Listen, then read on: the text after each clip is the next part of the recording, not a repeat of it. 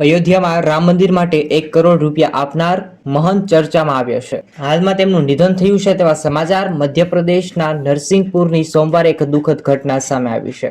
અહીંના બરમાન સગરી national highway 44માં એક ભયાનક અકસ્માતમાં મહંત કનકી બિહારી મહારાજનું નિધન થયું છે। હાલમાં તેવા સમાચાર બાઇક સવારને બચાવવાનો પ્રયાસ કરતી વખતે કાર ડિવાઈડર સાથે અથડાઈ ગયું અને પલટી મારી ગયું હતું। હાલ અકસ્માતમાં 3માંથી 2ના મોત નીપજ્યાના સમાચાર સામે આવ્યા છે।